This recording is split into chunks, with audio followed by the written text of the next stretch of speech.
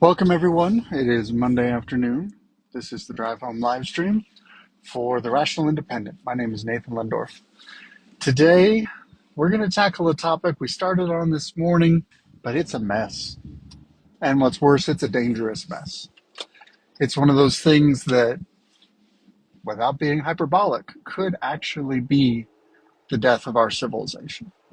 So, that's a pretty high bar. Let's see if we can explicate. Let's see if we can explicate that. If you've been around for more than a few minutes and you've been in any HR mandatory trainings, or you've looked at job postings, or you've interacted at a corporate seminar, read a book, or listened to a news program, you've probably heard something discussing diversity, equity, and inclusion, DEI. A friend of mine likes to shuffle the words around and call it DIE. He's not a fan. So let's talk about it. Diversity, equity, and inclusion are three key words. And we started to talk about this morning. There are a handful of words that have been repurposed. One of the tricks of the trade of leftist political agendas is they corrupt the language. They try and make it so that the language, the meanings of the words have changed. And by doing that, you throw away old traditions and you make everything new again. It's also a manifestation of their desire to remake the nature of the world around them in their own image and according to their own will. At the end of the day, diversity, equity, and inclusion is spiritually corrupt. So brace yourself. This is actually a theological discussion at its root, but we'll get there. Diversity, equity, and inclusion. Those are three words, all of which are general enough in the lexicon that everyone's heard them. The challenge is that a lot of people hear a word and say, oh, I think I know what that means. And they don't really dig into not what they mean by it, but what the person saying it means by it. And the reason why that's important is because leftists like to speak using politically correct terminology. What I mean by that is that they create terms in the language. They create terms with new meanings or new terms to fit their philosophy. Sometimes it's a funny acronym like TERF, Trans Exclusionary Radical Feminist, but sometimes it's more simple than that. The word feminist is a word. It has been adapted to mean very specific things by people who are promoting feminism. Prior to that, you had liberal. In Europe, liberals mean one thing, and in America, liberal means something totally different. But at one point, if you go back about 120 years, liberal meant pretty close to the same in both places. In America, people who were left-oriented took that word over, repurposed it. One of the ways that they can accomplish this, and by they, I mean leftist politicians and leftist cultural influencers, for lack of a better word. One of the ways they manage this is they long ago realized that they needed to seize control of the seats of education primarily. That's their main focus. Higher learning and primary education is, not to put too fine a point on it, it is infested with people who are leftist. And as we've talked about before, once leftists manage to seed the ground of a region or an institution, they invite more like-minded people in, they reinforce groupthink, and they expel people who do not comply with what they think about. And so they create a monolithic culture within an institution or within an area where there's an in-group and there's an out-group.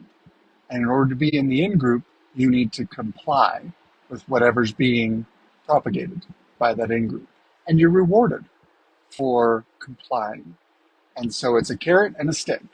If you don't comply, we're going to exclude you, which can be painful economically, physically, socially. If you do comply, then we'll laud you and praise you and even give you contracts and work and opportunity and money and gifts and charity and whatever.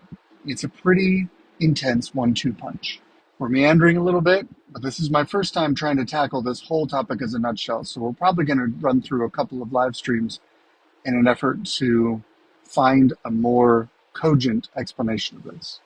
Diversity, equity, and inclusion.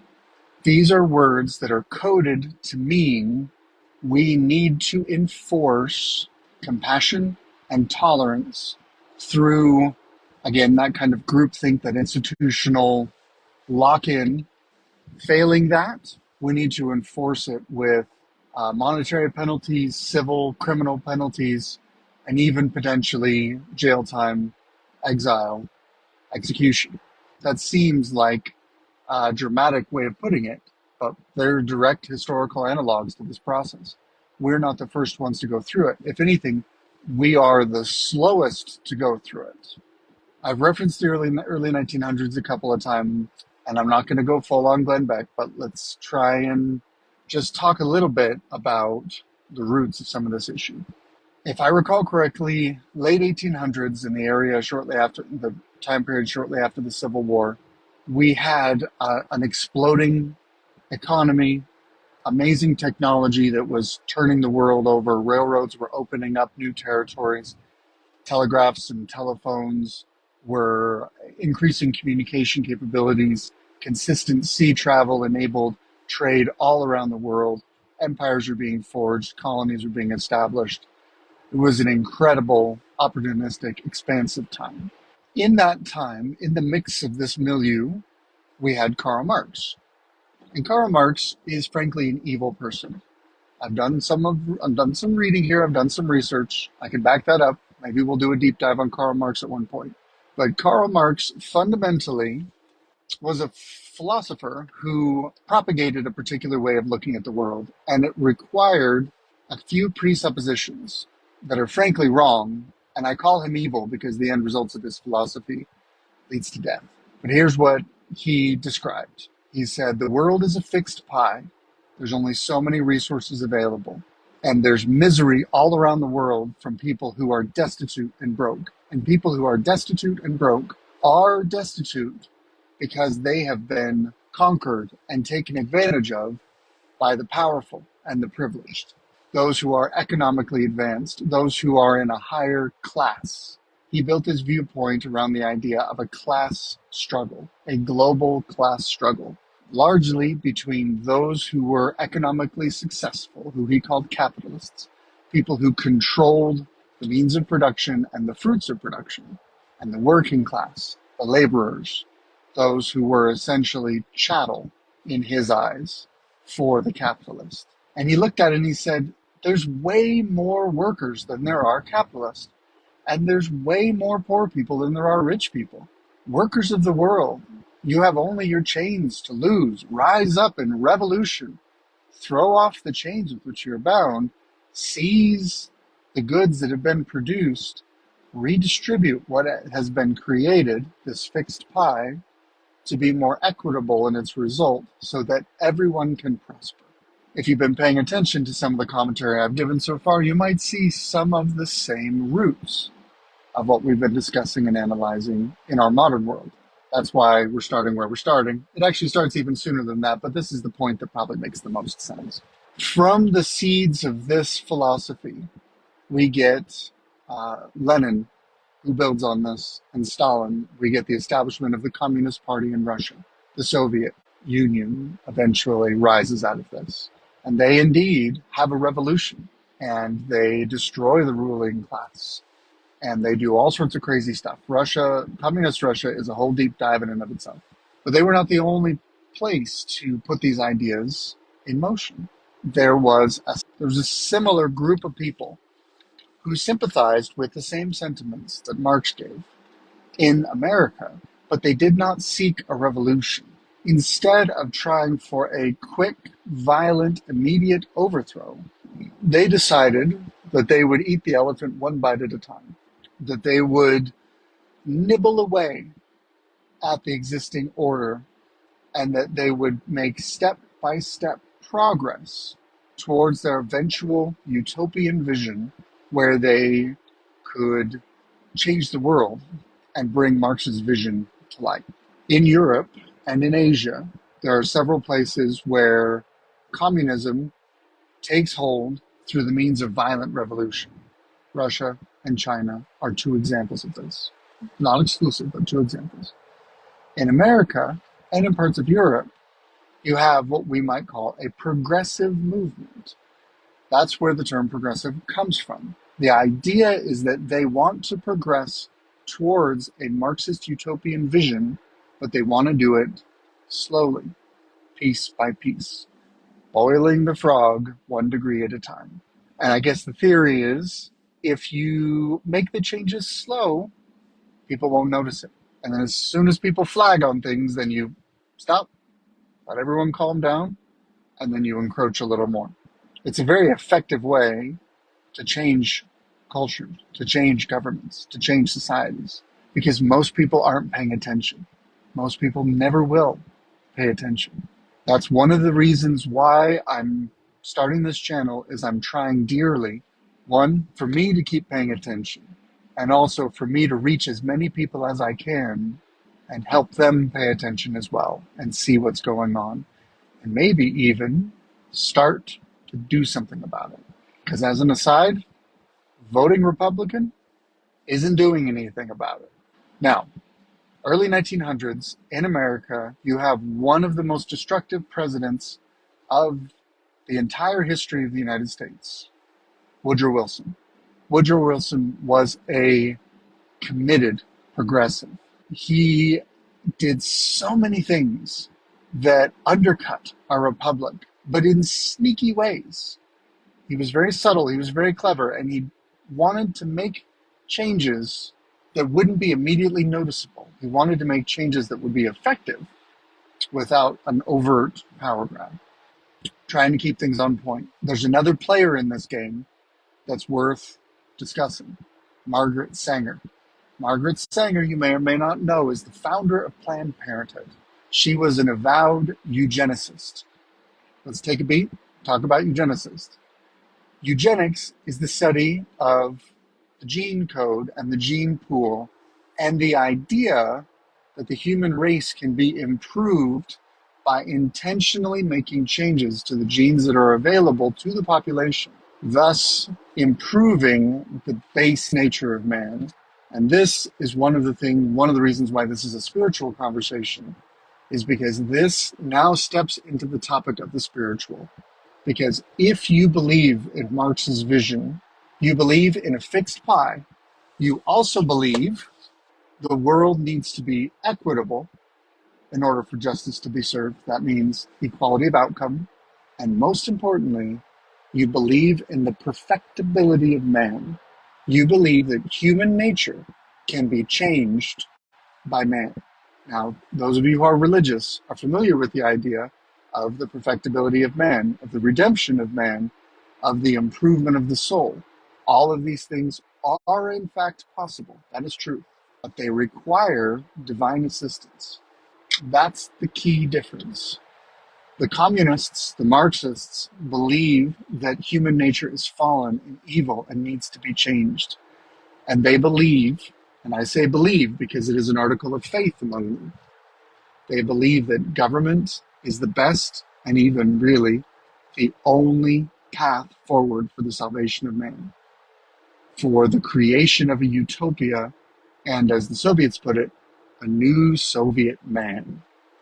The idea that the implementation of communism could actually change human nature. So if you think about the revolutionary way of doing that, changing the nature of man, you have an overnight overthrow with the Bolsheviks in communist Russia, and Mao's great leap forward in China. The idea is we're going to do this change, and we're just going to leap. We're going to go for it. The idea is that they wanted to change the nature of man right away. So they did it through revolution. It failed catastrophically because they're fundamentally wrong. But that just is what it is. But in America, a slightly more interesting story, if you want to change the nature of man without a revolution, then you would find the science of eugenics to be appealing. Because what a eugenicist promises you is they say, listen, let's take the rejects, let's take the stupid people and the lazy, the indolent, the morally corrupt, the robber, the highwayman, Margaret Sanger's words, including the black population, and let's reduce their impact on the gene pool. Let's sterilize them. Let's abort them if we feel they're going to be the case. Let's remove them from the gene pool, with the theory being that if we remove the defectives, then you are left with a gene pool where every member of the population is stronger, essentially through selective breeding. I find that to be horrifying, but it's real. Now, Margaret Sanger founded Planned Parenthood with the avowed mission of forwarding eugenicist principles into society.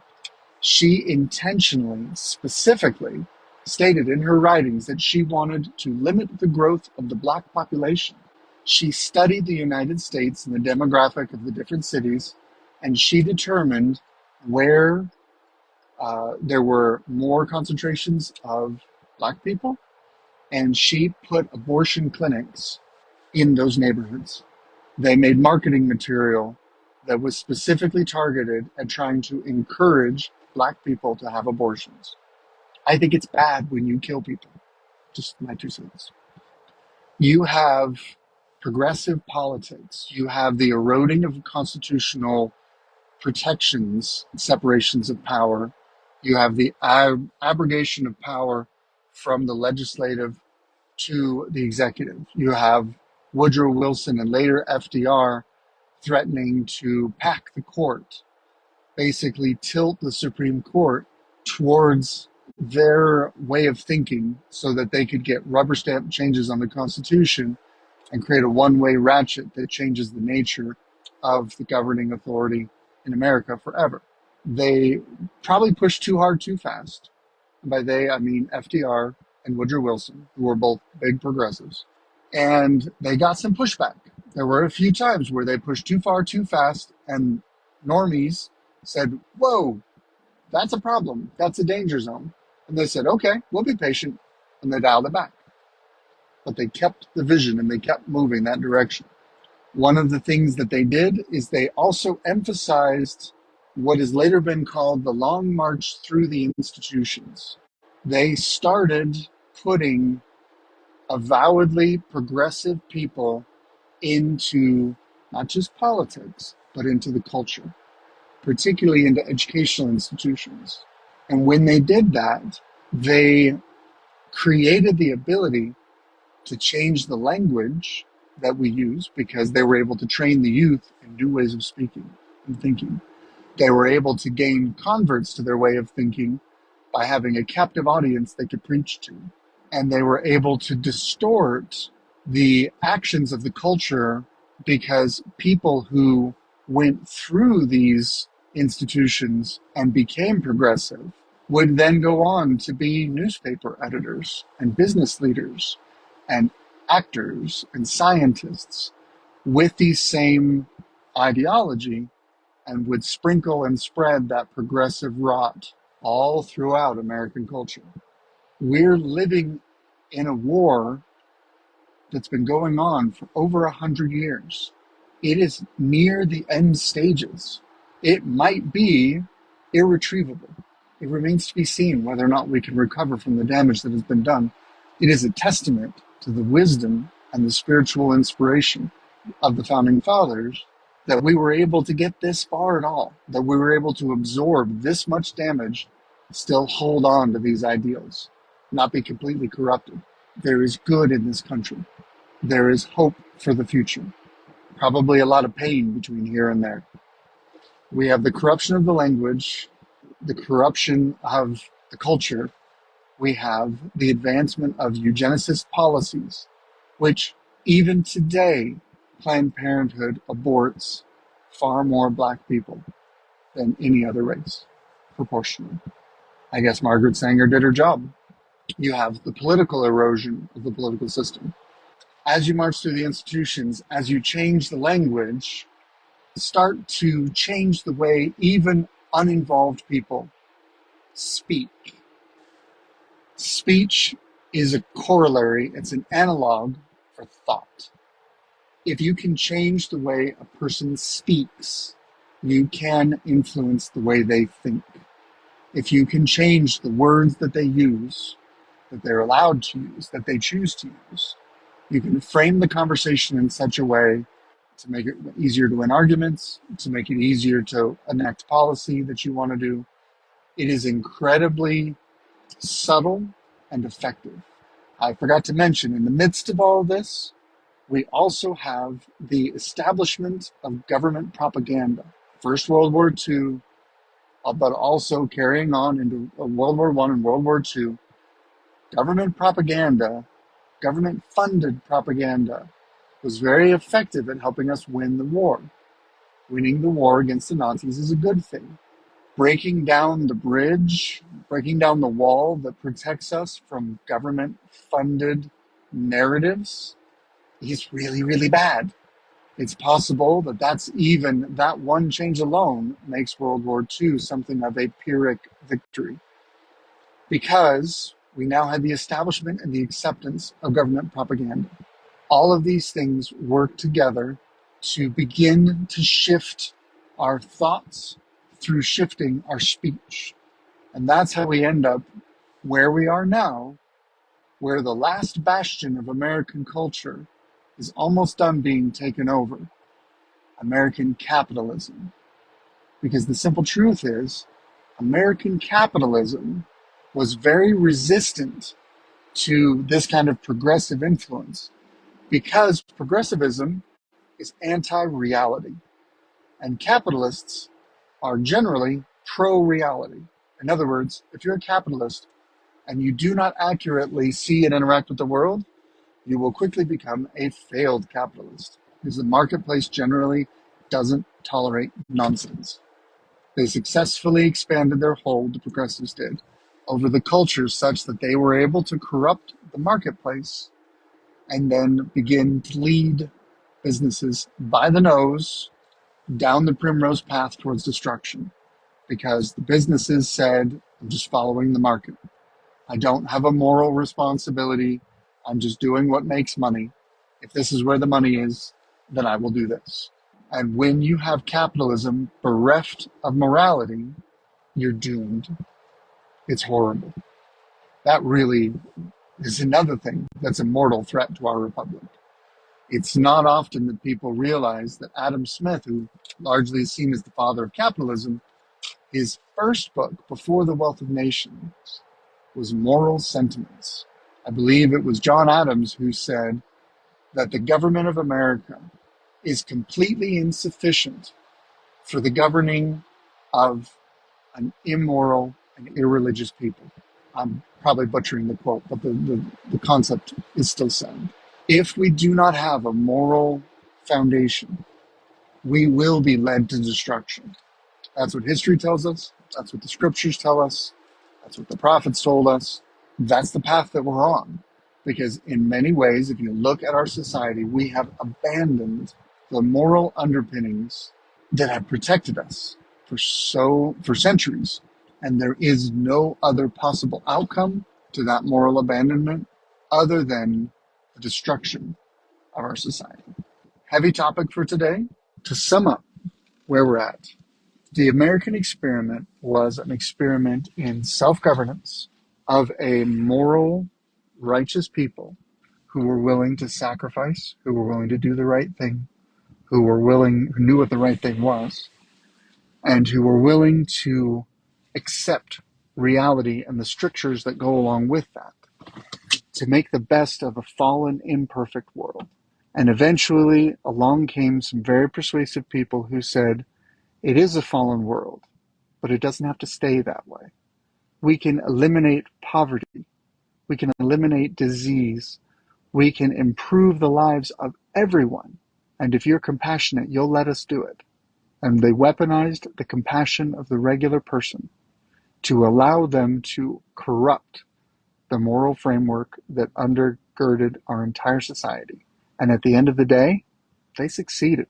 We live in a society now that embraces tenets that are morally bankrupt, that will destroy us, and at the end of the day, cannot be ignored. We have to fight against this, or we will lose everything that we have. It's as stark and simple as that. With those cheery thoughts, have a wonderful day.